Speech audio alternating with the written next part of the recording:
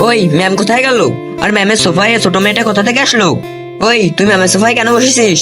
আমি শুধু সোফায় কেন, পালঙেও বসতে পারি, কারণ হলো আমি তোমাদের টিচার। ও এই ছোট পকেট আমাদের পড়াবে। নাম সোফা থেকে, নাম। কি রে, কি নামানামি লাগিয়ে রেখেছিস? তোরা কি জানিস ওকে? না জানি না, ও হলো প্রাইভেটের দিদির ছোট বোন, মানে ছোট প্রাইভেটের দিদি।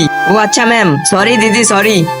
আর সামনে যে ওকে কিছু বলবে না, চলো নিচে বসো তোমাদের জায়গায়। আরে ম্যাম, এ কি আমাদের পড়াবে? এতে এবিসিডিও পারে না। আচ্ছা, অনেক চালাক সাজছো তোমরা দুজন। বাবু তুমি এদেরকে এবিসিডি পড়িয়ে শোনাও তো।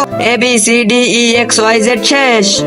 দেখেছিস গাধারা, কত সুন্দর এবিসিডি পড়তে পারে আমার বোন, আর তোরা তো কিছুই পারিস না। আরে হার্ষ, তুই পড়ে শোনা তো। আরে ম্যাম, এসব বাদ দেন। আপনার ছোট বোন যদি আমাদেরকে কবিতা শোনায় তাহলে আমরা আপনাকে 10,000 টাকা দিব। আমাকে চ্যালেঞ্জ দিয়েছিস? চল বাবু, এদেরকে একটা সুন্দর কবিতা শোনাও। আজকে প্রমাণ হয়ে যাবে আপনি কাকে বেশি ভালোবাসেন। আপনি যদি মাকে ভালোবেসে থাকেন তাহলে চ্যানেলটিতে লাইক করে একটি সাবস্ক্রাইব করে যাবেন। আর যদি শয়তানকে ভালোবেসে থাকেন তাহলে কিছুই করার দরকার নেই। আর যদি মা বাবা দুজনকেই ভালোবেসে থাকেন তাহলে কমেন্ট বক্সে আই লাভ ইউ বাবা মা লিখে যাবেন। আই ছেলেরা, আই মেয়েরা ফুল তুলিতে যাই, ফুলের মালা গলায় দিয়ে মামা বাড়ি যাই। চলো বের করো টাকা। হ্যাঁ, এরা কোথায় চলে গেল? মনে হচ্ছে পালিয়ে গেছে।